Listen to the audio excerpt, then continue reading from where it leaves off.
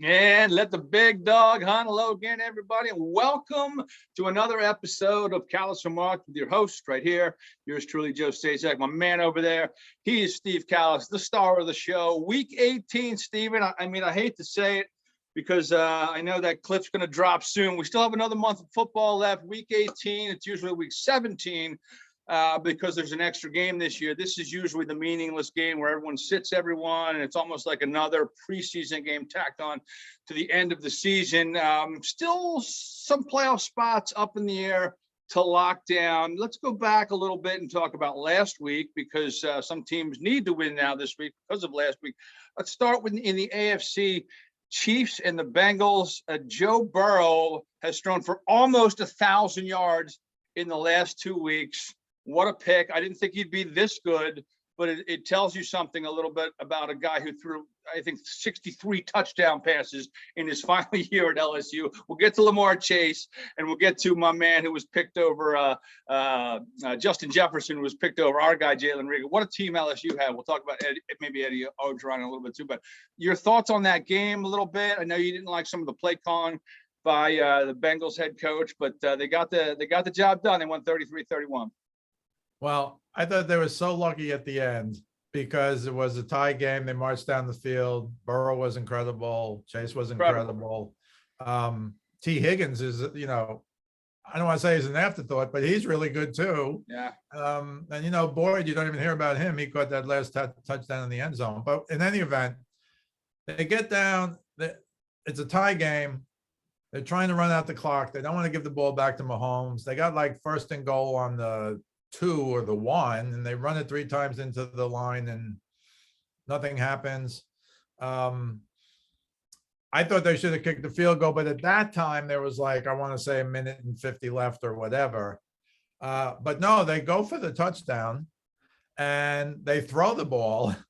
And I think it was a pass interference penalty. No, I take it back. It was offsetting penalties. So they didn't score the touchdown, but they got to do it all over again. Then they throw it into the end zone again. Now they're going from the shotgun. And I'm sitting there going, it's ticking down now. It was 130, 120, all these plays. The clock still runs during the play that they have where offsetting penalties called off. The clock still runs. They don't put it back. And then they threw it. There was a pass interference penalty. So they had it 1st down all over again. And I remember there were 50 seconds left. And I'm like, right before that, I thought you should have kicked the field goal. And then it takes 5 seconds to kick the field goal. Maybe you keep the kickoff in play.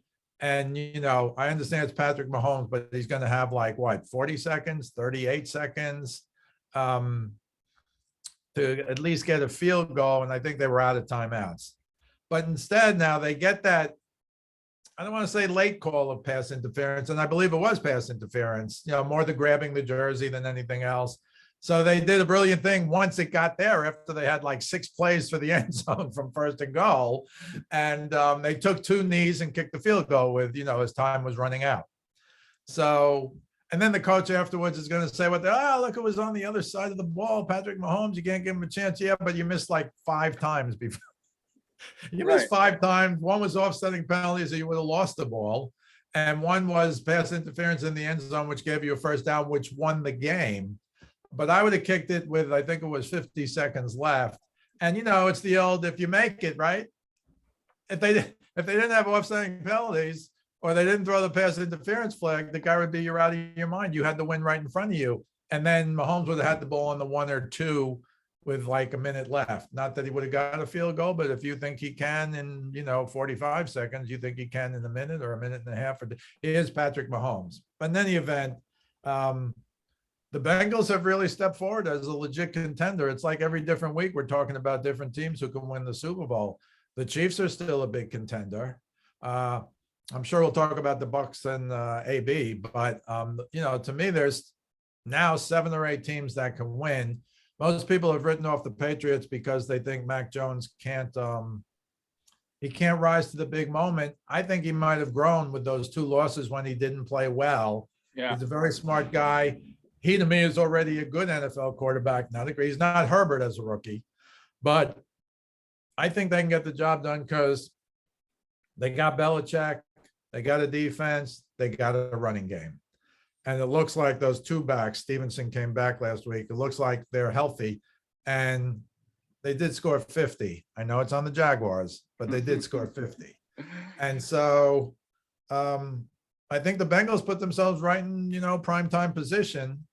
And I think the Chiefs, they lost. They could have won, but they lost. So I think there's so many question marks. We've had the whole picking games with COVID. 2 days from now, it might be totally different. Yep. But yeah, all credit to the Bengals and Burrow. And you're right. He almost had 1,000 yards. I think he was 3 yards short. I think the all-time record is Dak, right? He was 3 yards short of Dak going back to back for 900 and whatever yards. So it's obviously become such a passer's league. It's almost too lopsided because I don't know how you can be a DB in the league. You look at a guy they call pass interference. Yeah, you're getting roasted. Of course, you can't touch anybody anymore. The Raiders. If I could, I'm sorry, Joe. I want to talk briefly about Lamar Chase because he had 266 yards. He now holds the all-time rookie record in the NFL yards in a season. And going back to LSU, Lamar Chase and our guy Justin Jefferson were on the same team that year when Joe Burrow was the quarterback and they won it all.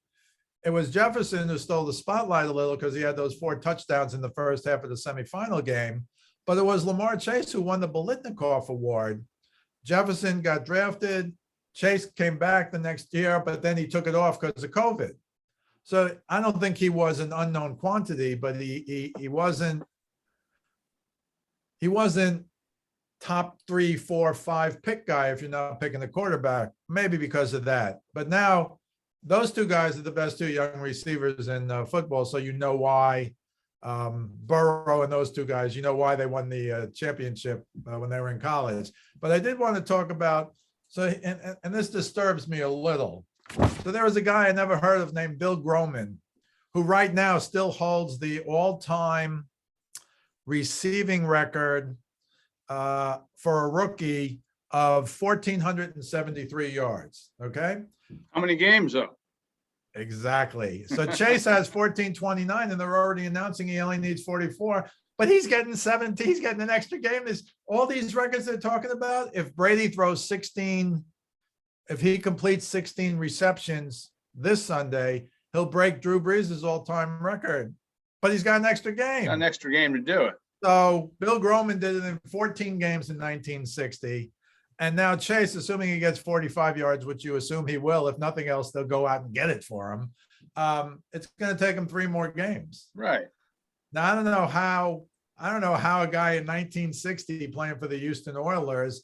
And interesting, did you know this? I didn't. The AFL records are NFL records now. He did that in the AFL, and it's viewed to be the NFL all-time record. That's right. The merge wasn't there yet. I didn't know that. So Bill Groman is a fascinating guy. He was a 24-year-old rookie, but he only played 6 years in the AFL, and he was on 4 championship teams. He won like first 2 with Houston, and then I think the next 2, I want to say Buffalo. And I have to say, I never heard of the guy, but he's the only guy to win 4 championships in his first 6 years. And he just faded off into the sunset, though. I tried to find out what happened to him, and he retired. But I didn't read injury or anything. It was so weird. But I'm glad Scott Van Pelt mentions him. But when these guys mention these guys, they never talk about the games. Sure. And they just can't be bothered looking them up. They got 483 stat guys there. Can't you say, give me 30 seconds on Bill Groman? Right. But that's the way it is. The 1960, the world didn't start till like 1990, right? And now it's 2000. I'm not sure when the ESPN opened. I'm not sure anymore, but actually 1985 ESPN. Okay. The ionosphere. I just wanted to get that out. Yeah, no, that's all good. That's great stuff. I wanted to talk a little bit about. Listen, the beginning of the year, we picked teams to go to the conference title games and the Super Bowl. I think you had the Browns and Chiefs. I had the Chargers and the Chiefs, I think. Browns are out. Chargers are like hanging on for dear life. Came off a big win last week. Raiders go into Indianapolis. Carson Wentz had the COVID, but then he played.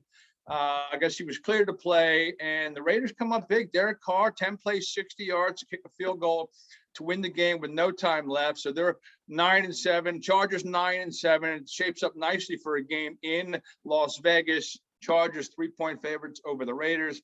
I still got to go with my Chargers. I've been picking them all year. It's kind of disappointed me up and down, but that's going to be a tough place to play with the Raiders, because the Raiders are also up and down this year. I like the way Derek Carr is playing. So what are your thoughts on that game?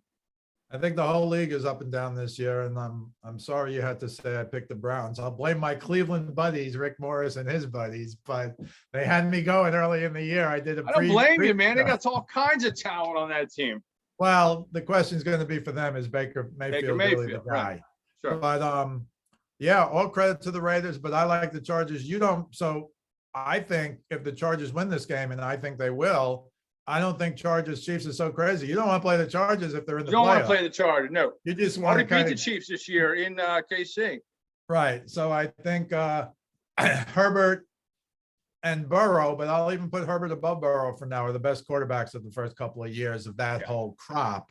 Agreed. And I like them a lot. They got incredible wide receivers. They got Bosa coming off the edge. But, how inconsistent have they been also? So they did beat the Raiders 28-14 in Los Angeles. And I quickly looked at that game, and Henry Ruggs was their leading receiver. He's long gone in that game. Yeah. But Waller is going to play, and he's a great tight end, but he has not played since Thanksgiving.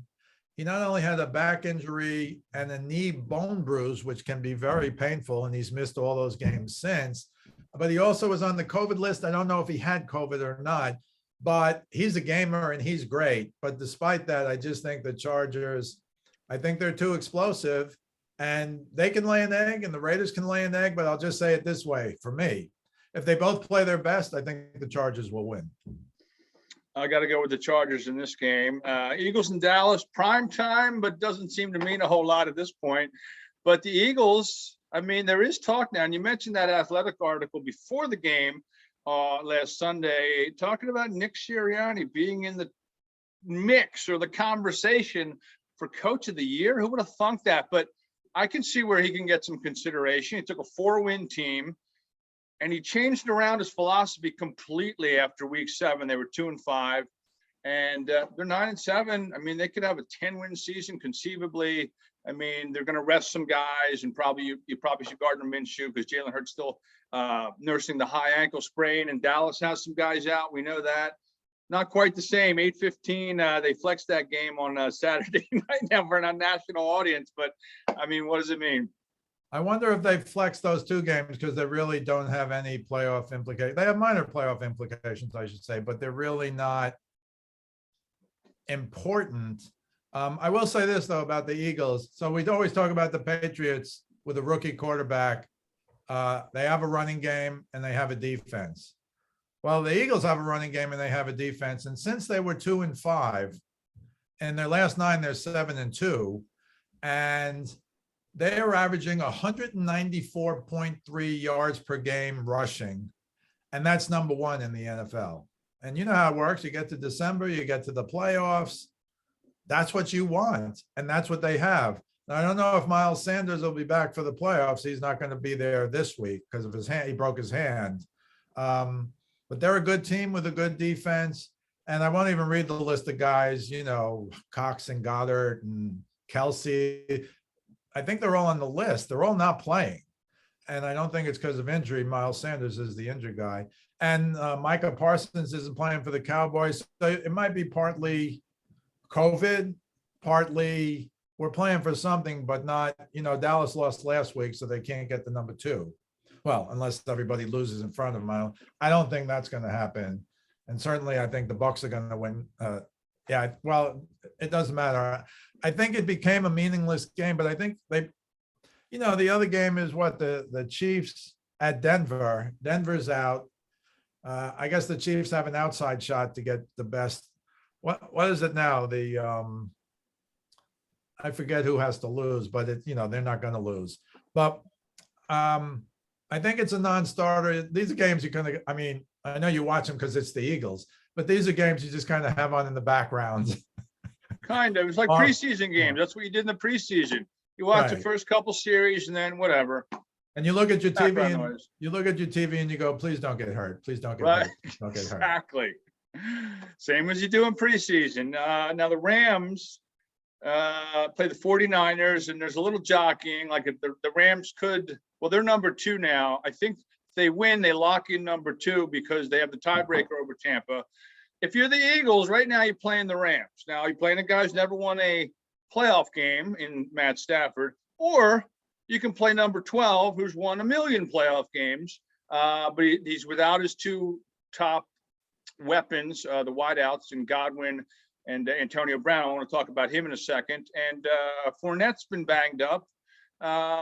This is a crazy question. Who would you rather play if you're the Eagles? Between the Rams and the Bucks? Whew. I know, right? I still got to go. I can't in good faith say I'll take Brady. I'll go with Stafford. Well, they did beat Brady in the Super Bowl. They did, yeah. No, that's true. He only threw for 505 yards.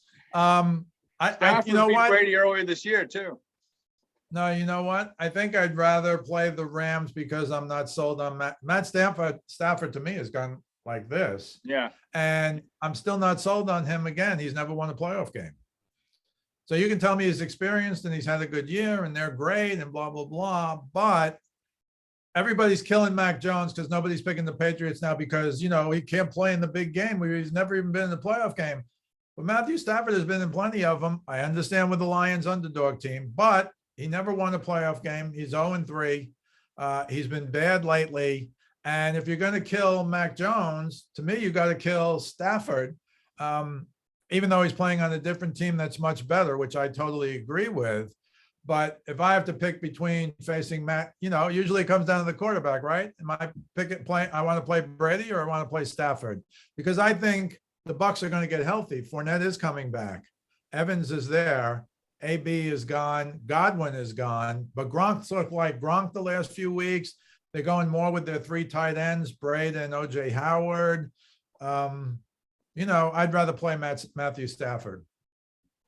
I gotta be honest. I'd like to do the same thing. But you know, Cooper Kupp's going for the record. I mean, he's had a great year. Sean McVay's a pretty good coach. Going to be interesting stuff. The Titans, they could, you know, wrap up the division. Right. Yeah. I mean, and Derrick Henry might be coming back. How dangerous could they be with Derrick Henry back once they get into the postseason? Very, very dangerous. I'm no Tannehill fan, but the more Derrick Henry plays and carries the ball, the better Ryan Tannehill becomes, as with most quarterbacks. So, no, I think they're a factor. They had some, you know, head-scratching losses. I think they lost to the Jets. I mean, it's been such a wacky season. It's literally, as you always say, week to week, any given Sunday. But this one has gone way beyond that for me anyway. And yeah, the Titans can win the Super Bowl. You know, and they are going to get the first, you know, they're playing at the Texans. I don't think Davis Mills is going to beat them, but, you know, Davis Mills has become pretty good, actually, or has become an NFL quarterback the last 6 games or so. But no, I don't think, I think the Titans will get the bye, and the bye is gold now, and there's only one of them. As you know, there used to be 2, but now there's only one, and I think I'll be shocked if the Titans don't get the bye. No, I agree with you on there. So let's talk real quick about MVP this year. I mean, I don't know how week 18 is going to go, but I mean, Brady's in the mix. Aaron Rodgers already has 13 wins. And, you know, I'd be remiss if I didn't put Lamar Chase in the mix. I mean, the year he's had, you know, your thoughts. Mac Jones has had a phenomenal year. Yeah, I just think if there's not the only way, I apologize. The only way a non-quarterback can win, I think, is if there's no quarterback who's had an incredible year. And right now, I think Aaron Rodgers is a little ahead of Tom Brady. My son might argue differently with me, but Brady's 10 yards away from 5,000. But I think Brady leads the league in touchdowns. He leads the league in passing yards, I think by far. Now, Aaron Rodgers did miss a game, but that's not going to get him up in touchdowns. But as you said, they won 13 games. They can win 14. I just don't know. Tell me what you think. Will the Rodgers vaccination fiasco, whatever side you're on, I mean, I think most of us are on the get vaccinated side, but whatever side you're on, I think there was such a negative kickback. And he did lie. He tried to say he didn't lie, because if you look at the press conference when they said, "Are you vaccinated?" he nodded his head yes and said, "Yeah, I'm taken care of." Immunized, yeah. Right. No, right. So if you say this to the question, "Are you vaccinated?" and you aren't, I don't know how much that would hurt him in an MVP vote, but I thought he passed Brady. Brady had a tough game against the Saints. They shut him out. Yeah. And he had one other tough game, but he still leads the league in touchdown passes, and I think he leads the league in yards by like a few hundred. And so he's going to go over 5,000. I think he'll be the only quarterback. They're playing the Jets, I think, right? They're playing. I got to look at this. Tampa? I'm sorry, Tampa's playing Carolina. Carolina, right. They beat Carolina 32-6 a couple of weeks ago. Carolina isn't Carolina. They have no McCaffrey. Who's their quarterback? Who are they going to bring in? Are they going to do that weird switch Cam and Dalton back and forth? I mean, it was so weird the one game I saw that they did it. And I don't know that Tom Brady goes out to just drum up stats. He's going out for the win, just in case the Jets can give Buffalo a run. And I have to say, you don't think the Jets can win, but they should have beat the Bucs last week. And Robert Saleh on the last play. They should have. They have 4th and goal from the 2. They don't want to kick a field goal from 7. And they hike it to the quarterback, who runs into the line and loses a yard. And then after the game, Saleh, thankfully, instead of saying, "Oh yeah, we do that again." No, right. He said, "No, that wasn't the play call. The play call was Berrios on the fly sweep." Right. Which they had scored a touchdown on. This Berrios is unbelievably fast. Yeah, he's Miami guy. And if they flipped it to him, I think he probably would have scored. Yeah. But he didn't. But then when Saleh says after the game, "We won that game," come on, man. No, I mean, come on, bro. You can't say that. And in New York, they're saying, same old Jets. That's what the Jets do. And how you could mix that up, I don't know if he had a timeout left, but if he had a timeout left, he should have called it if he thought there'd be any kind of mix-up. So I give them maybe a puncher's chance to beat the Bills. And then that could uplift the Patriots, who are going down to Miami, where they always have trouble, but Miami got knocked out of the playoffs last week. So, there's a lot going on. I think if you asked me, I'd go Brady, Rodgers 1, Brady 2, but I don't know if Rodgers is going to be hurt by that. And it's kind of a shame that the game he missed, they lost to the Chiefs 13-7. And right. They'd probably have 2 They should have won. They probably would have won that game. Yeah. Right. So if they were 15-2, I don't even think we'd be saying there's a race. Incredible, right? 13-3. The Bucs are going to win 13 games.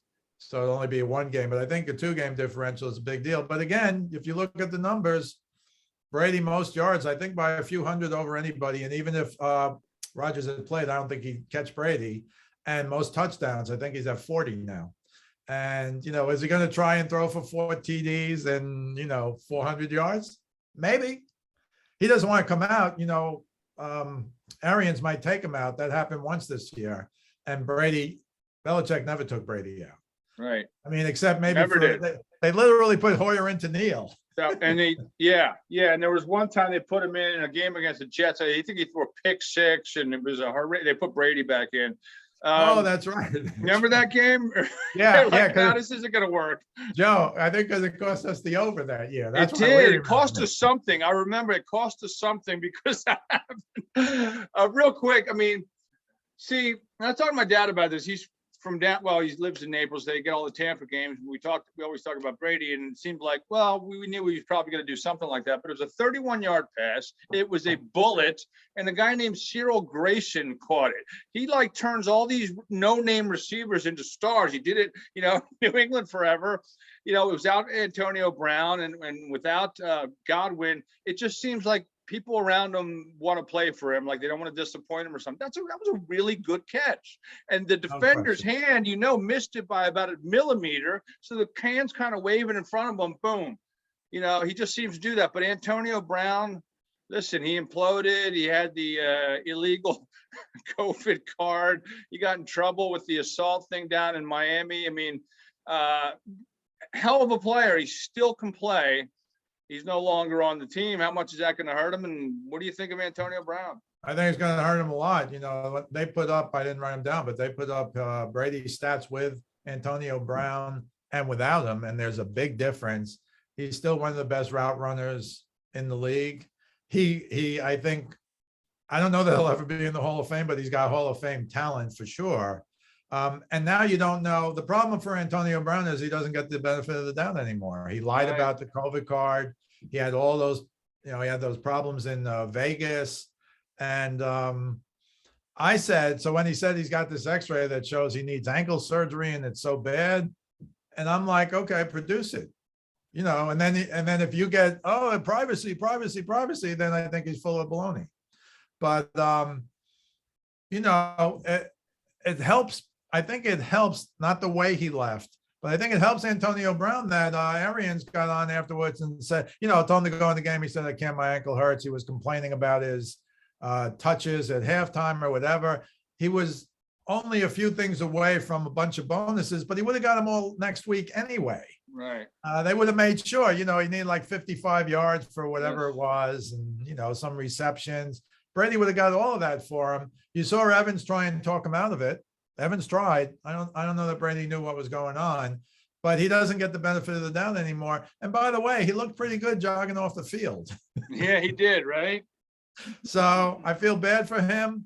I think he does need help. Some people are trying to defend him. If your coach says, get the F out of here, if you're going to leave, you walk to you just walk and you leave. But to do what he did, and it wasn't in Tampa either. He might have got applause if he did it in Tampa. But it was so weird. They showed the guy in the end zone, and I was like, they never show these guys who run on the field, and it was Antonio Brown. So I feel bad for him. Do I think another team will pick him up this week? I don't. Do I think someone will sign him for next year? I do. And he's still incredibly talented. Brady said all the right things after the game. We have to help him. We love him, but he's not on our team anymore.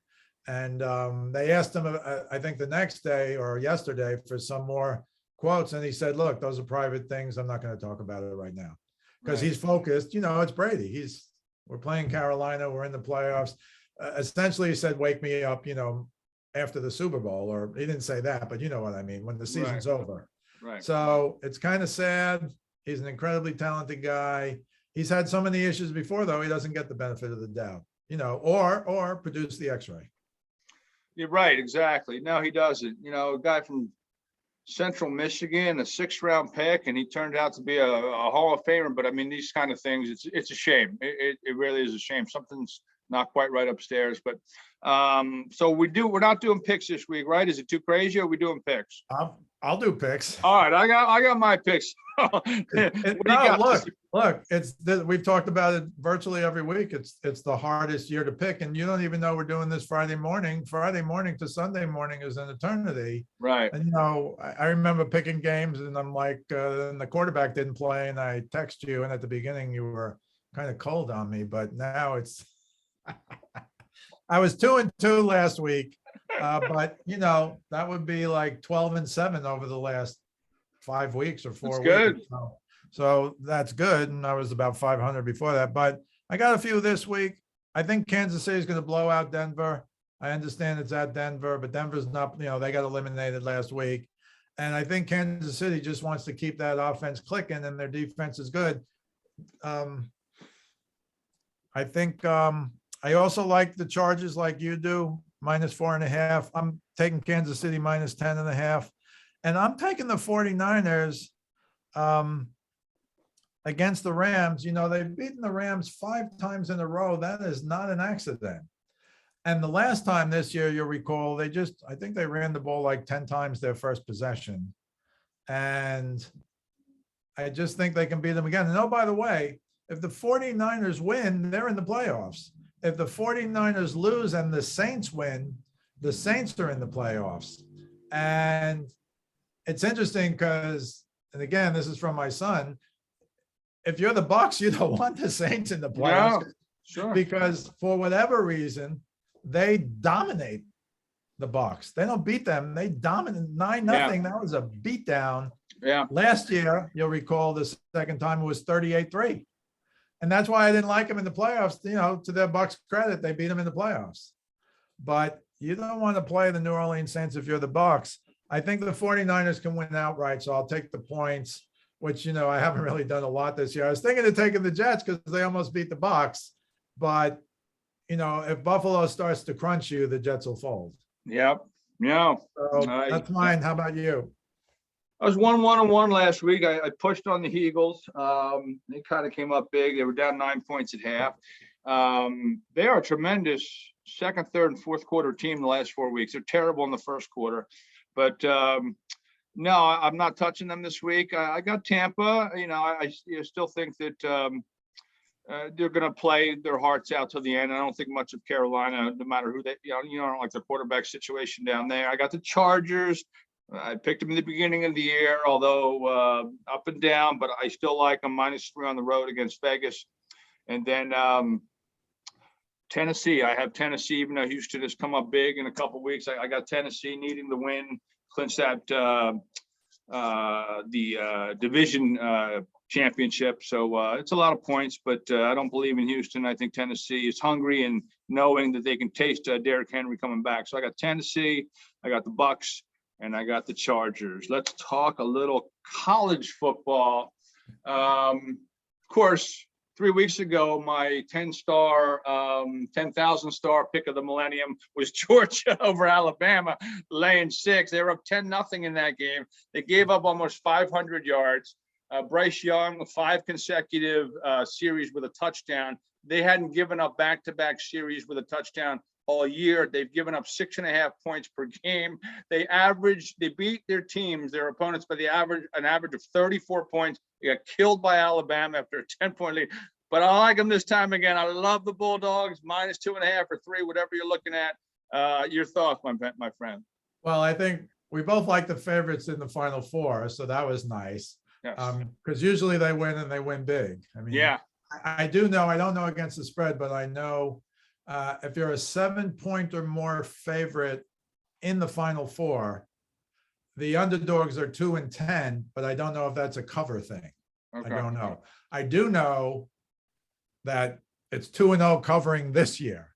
So I find that pretty fascinating. We'll have to talk more about that next year. But this is the true Joe Staszak test, because it's going to be learning the hard way. I'm picking Alabama for the simple reason they blew them out. I know. That's what everyone's telling me. All my friends, I'm like, take Georgia. They're like, you're out of your mind. Coach, quarterback, history. We're going Bama. All right, we'll see.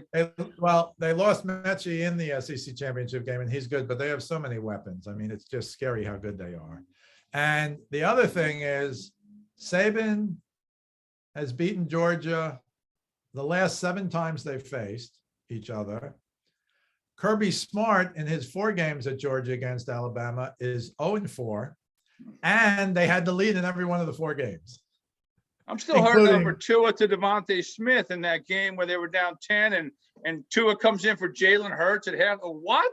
Who is this guy? And next thing you know, he's like touchdown, overtime, touchdown. Here's how I feel, and this is a true point, because to me, I thought it was going to be 3 the other way. I thought it was going to be Alabama 3, and so under the Joe Staszak rule, that is so skewed. You got to go with Georgia. I get that, but this is a true test of that rule, because I think Alabama can do it again. And the final thing I'll say, and the reason I really do like Alabama, besides they killed them a few weeks ago, is sometimes with a team, you just walk out there and I'm going to beat this team. And I think that's how Alabama feels even when they get down. And I think Georgia, when it starts to go bad, I think they've got to be, maybe not consciously, maybe subconsciously. Man, here we go again. Here we go again. But I think it's the greatest Joe Staszak point spread rule. If it looks too good to be true, bet it. If I've summed it up correctly, Joe, I think this is the greatest test I've ever. We've talked about it all year, but this is the best test because I still do not only do I not understand why Alabama isn't the favorite, it hasn't really gone down, right? Hasn't it been like? I started at 2.5. Last time it was either 3 or 2.5 the whole week. Nothing. Right, that's what I mean. So if the world was mine, Alabama, it would be pick 'em or something now. Yeah. But that means to me nobody's pounding Alabama. You'll just have to see if on the last day everybody gets in, or if it really does change, in the weekend, over the weekend, which it might. Let me see. I'll tell you right now if the line has moved at all. It is 2.5. The last time ESPN has them at 2.5. That's where they had them. To me, that makes no sense. To you, it makes perfect sense. I'm sure. And again, if you can just capture what you just said, if it makes perfect sense to me, it doesn't make sense. So do what you guys want. I'm still pissed off about that Tua game. So I'm pounding Georgia this weekend. Let's talk a little basketball. Kyrie, I guess the Nets softened up their stance a little bit. He comes back, 35, 36 games into the season, played on the road against the Pacers the other night, started slow, had a pretty good game. And of course, the question afterward, the obvious question is, because he was probably happy to be back with his teammates. He seemed like he was back in the mix. Is your stance going to change about taking the vaccine in New York where it's mandated and to play in Brooklyn? And he left the door open, let's put it. But what are your thoughts about, the playoffs are going to come here sooner or later. What are we doing? Well, it's so fascinating because the Nets softened their stance because they saw they're not winning a title without him. Right. And it's so interesting to me. So do you, if you're the Nets, do you want home court advantage? Because if you play game 7, he ain't playing. I don't even know. I don't know. Right. This is so new to anything we've ever seen. That's a great point. Yeah. You want to play game 7 on the road. Beat us, please. Beat us by 1 game at the end of the season. But, I did hear Tim Legler, and he was like, this is going to be very difficult because half the games, 11 of their next 17 games are on the road. I watched this game because I was interested. Kyrie was not good in the first quarter, but he hadn't played since like last May or something. But he hit a jumper at the buzzer at the end of the third quarter, and then he was Kyrie in the fourth. I think he had like 10 points. So they really need him because I don't think they can win a championship without him. But I think you're right. Suppose they get to the playoffs. If I'm him, I'd take the first weakest, the J&J shot or whatever, the one shot. Is it Pfizer? No, J&J, which was one shot. I get that one in play, but I don't know why these guys don't. So, personal decision. Well, what if you killed your grandmother and you don't even know it? We've always talked about that. The big problem for me is how many people were killed, even now unvaccinated now, because you're unvaccinated. Right, sure. You get this Omicron and you're fully vaccinated, you might get COVID, but the odds of you dying are very, very long. If you're unvaccinated and you get COVID, the odds of you going to the hospital are very good, and dying are, any odds of you dying are not good, Joe. Right. No, I hear you, man. Of dying, any odds of dying are not good. So I don't know if, Durant says all the right things if he walked over and said, Kyrie, please. But yesterday was game 46. So they played 45 without him and 1 with him. And I'll say it again, by the end of the game, he looked like Kyrie. He's one of the best ever going to the basket. He just never is. Seen it. Maybe Russell Westbrook getting to the basket, but the way he handles the ball, I'm not sure I've ever seen anyone as quick who can handle the ball like that. Right. I want to give you one more. Yeah. And this is an aside, maybe it's a New York thing. So Lance Stephenson, the Brooklyn legend who was out of the league for a couple of years, has signed 2 10-day contracts with the Pacers. In his first 8 games, let me see, he scored a total of 22 points. Yesterday, he scored 20 straight points in the first quarter. He was out of his mind. They went up like 15 or 19 or something. But when Kyrie became Kyrie, they just blew right by him, and they won by 8. But it was so interesting to see Lance Stephenson, who again, I don't think he's been in the league since like 2019. And probably would guess would be on his way out. He was also 0 for 8 from 3 in those first 8 games, and he was 4 for 5 in the first quarter. How do you explain all of this? It's inexplicable, but I just thought I mentioned Lance Stephenson because he's a high school basketball legend in New York City and a tough guy. He's a tough guy, and he was a real good player in his day. Real good player. And everybody needs bodies now. Literally, teams need bodies to play.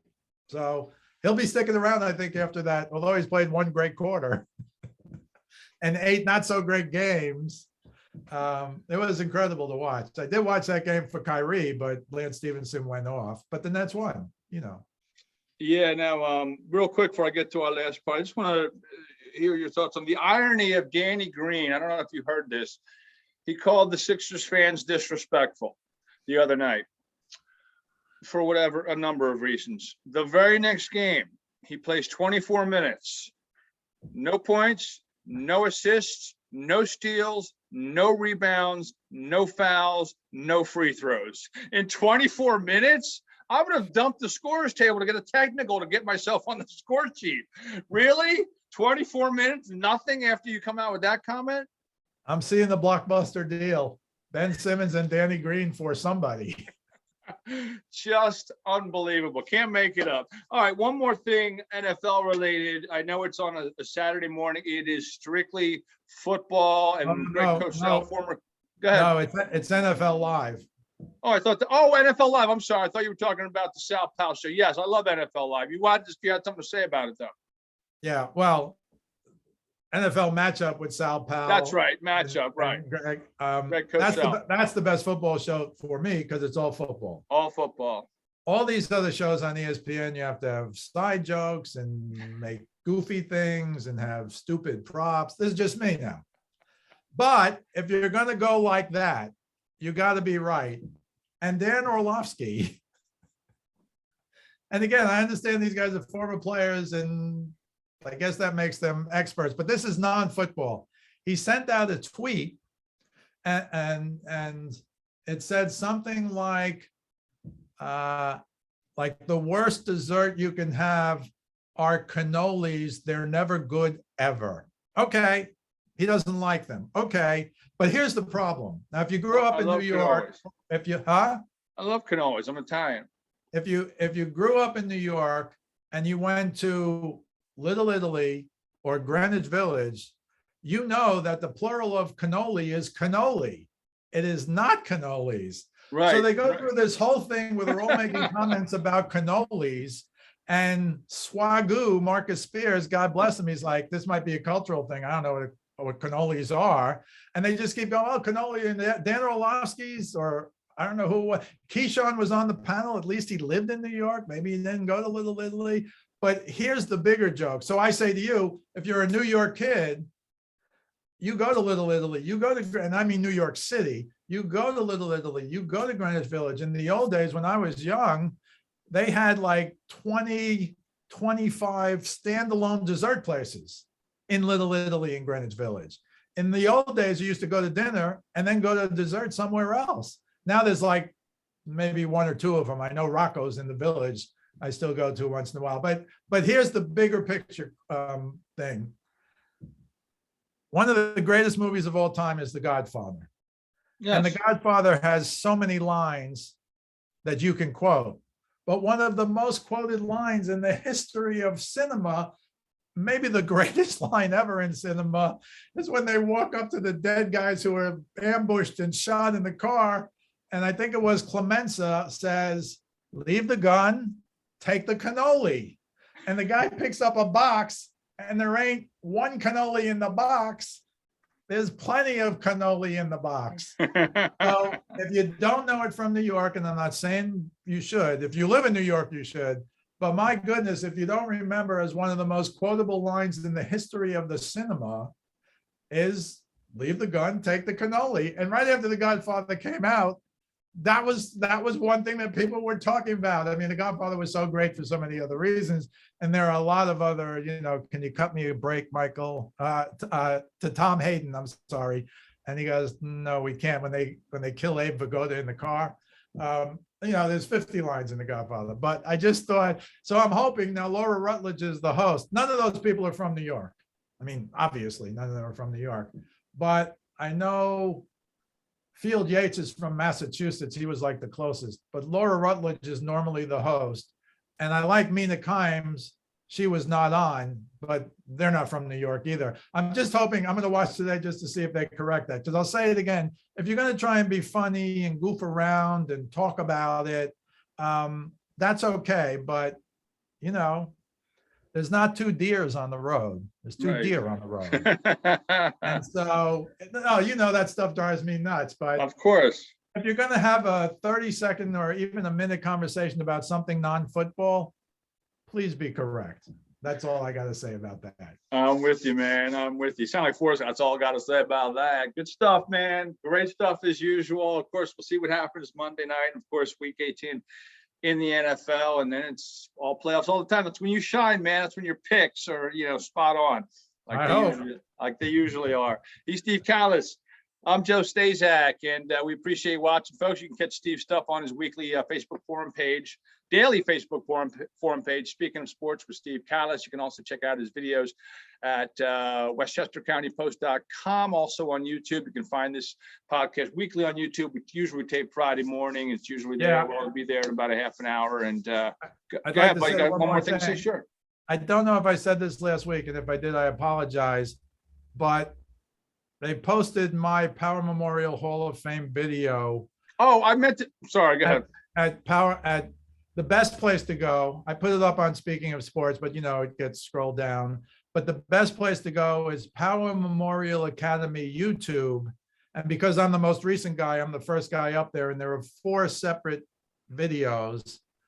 The one of me, This Is Your Life, is very long, but there's some entertaining stories on there. And I encourage, not because I got to tell you that, and you may do this someday in your life, I'm loath to talk about myself, but the guy kept bugging me. I'm the interviewer. I interviewed Brendan Malone. Right. I interviewed Lenny Elmore. Yes. I interviewed Joe Crowley, who lost to AOC in New York. Yeah. And I'm going to do Mario Ellie next month. So we got some high flyers there. I'm not putting myself in that, No, it's all good. We're trying to get Kareem. I don't know if that's. I was going to say with Kareem Abdul-Jabbar. Yeah, he's hard to get a hold of. But if anybody is interested, there's some very interesting stuff there. And the short videos are very interesting as well, because Dennis Mooney, the guy who interviewed me, he's normally he's the video guy on all the other ones I did, but he was the interviewer and the video guy on this one. He chopped up a few other ones. There's one about what Rick Wolf and I did with Little League pitch counts and aluminum bats, which saved a lot of kids. I remember that, yeah. Maybe the best work certainly I've ever done. There's another one about I played in the Parade Grounds League, which was the best league in New York after my freshman and sophomore years of college. Willie Randolph was in the league. Lee Mazzilli was in the league. And then I played in the Central Park Hispanic League after that because I aged out in Brooklyn. And I played for Cafe Bustelo, and that was a really, really good league. And, I'm 22 playing against 35-year-olds. That's just how it was. But there's some interesting stories that a lot of people will like. The one of me as an interview is too long, but I looked at it and I couldn't really cut stuff out. And I really wanted for posterity for my grandchildren that I don't yet have. Well, you will someday, my friend. Hey, great stuff. It is. I meant to talk to you about it. I can't believe I didn't text you about that. I got to run. I will text you on my way to the thing.